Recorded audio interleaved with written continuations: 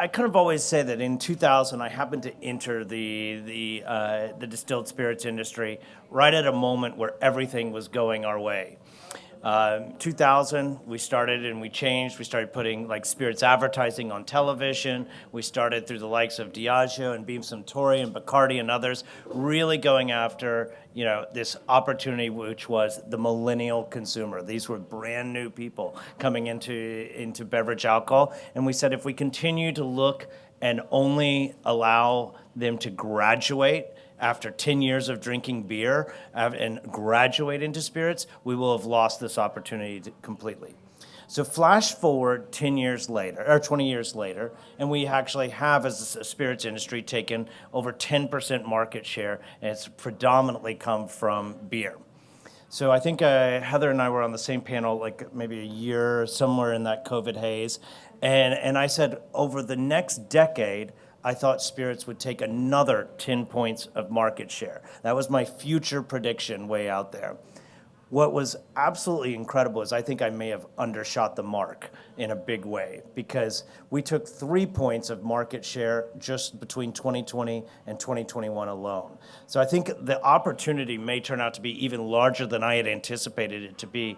But in terms of a dollar value, every point of market share that an RTD takes from the beer category is an $840 million business opportunity.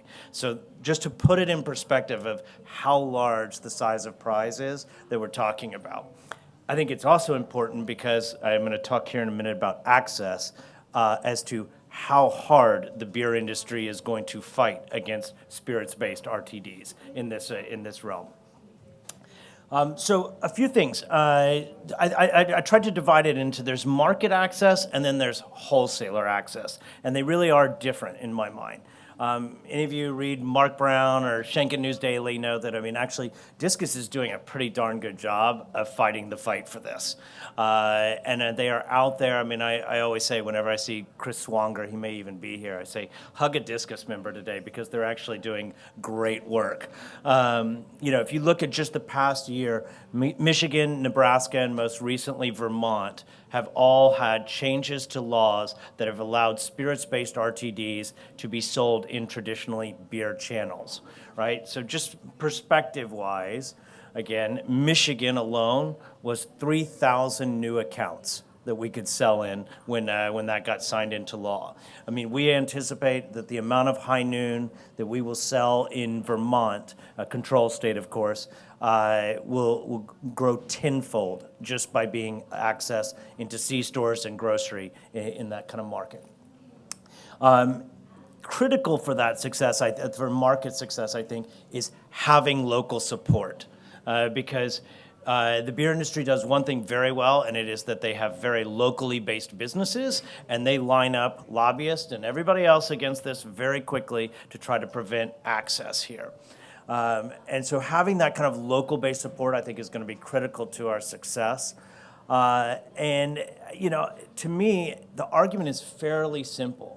And here I might differ from Discus a little bit. Don't make the argument about taxes. Make the argument about access. Because when we get access right, we do things that are good for brands, we do things that are good for state revenue, and we do things that are good for our consumers. On the other side of the ledger, I would say wholesaler access, and this is something that's really interesting to me because it's changing the scope and the shape of the wholesaler landscape, is our wholesalers traditionally have not called very much, depending on the state, on convenience stores. But that's where a vast majority of this business is sold.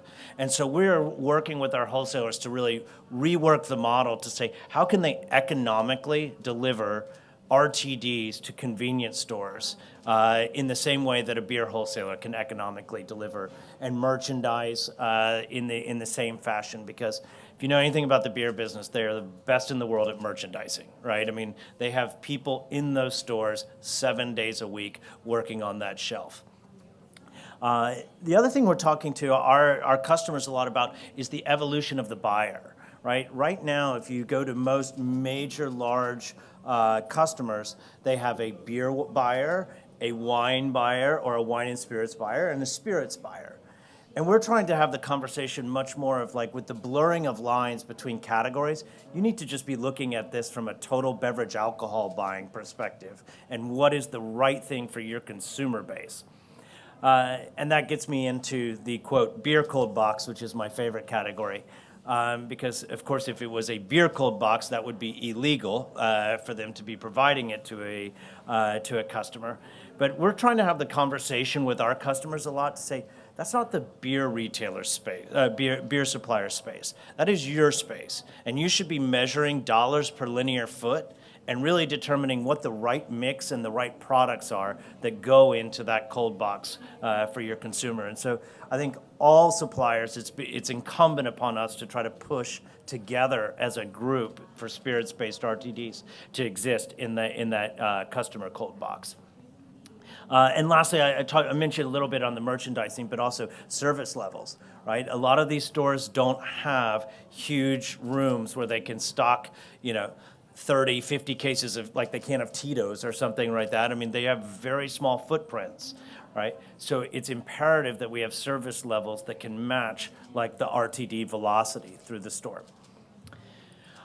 So lastly, I think these are the three things. I mean, I'm very bullish on this space. I hope you guys are, and I hope, if you have great concepts, go, push them forward. I mean, from my perspective, I think we have an inherent quality advantage that we need to play, right? We can do things that just never will have that malt taste associated with them. And so I think we should continue to press our quality advantage, and that also can come at a premium price advantage, which is going to make customers continue to be interested in our space. The second thing is I think, differentiation enlarges the size of prize, right? So thinking about ways that we can't just do, hard seltzer, the same 2.0, 3.0 hard seltzer, but really thinking about, innovative products, innovative offerings for the consumer. I think that will continue to take the market share and ultimately create the bigger opportunity for us to rise collectively. And then lastly, and I push on this a lot, is just clear consumer targets. I mean, know exactly who you're going after and why your proposition resonates with that consumer. It may sound obvious and intuitive, but I was really impressed when I kind of really dug into White Claw at the work that they did there in their test markets. I mean, they weren't where you think it is. I mean, they were Bozeman, Montana, and Idaho.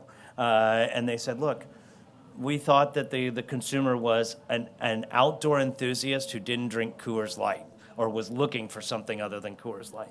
And they really went and hammered the proposition there. So all that surf stuff you see with the giant White Claw, that's not where they actually found their target consumer. So I would just say, where is your target consumer, and really go and make sure any product really resonates with them.